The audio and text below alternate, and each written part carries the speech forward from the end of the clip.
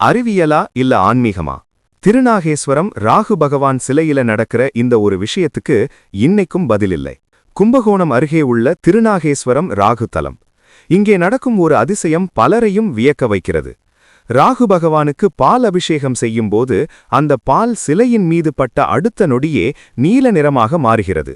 ராகு பகவான் ஒரு நாகம் என்பதால் அவர் உடலில் உள்ள விஷம் பாலுடன் சேர்வதால் இப்படி நடப்பதாக ஆன்மீகம் கூறுகிறது.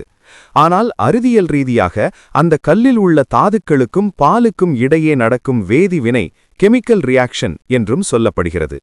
இது வெறும் வேதிவினை என்றால் எல்லா நேரத்திலும் நடக்க வேண்டும். ஆனால் ராகு காலத்தில், அதாவது ராகுவுக்கு உகந்த நேரத்தில் அபிஷேகம் செய்யும் போது இந்த மாற்றம் மிக தெளிவாக தெரிவதுதான் பக்தர்களுக்கு இது ஒரு ஆன்மீக அதிசயம் என்பதற்கான சான்றாக இருக்கிறது.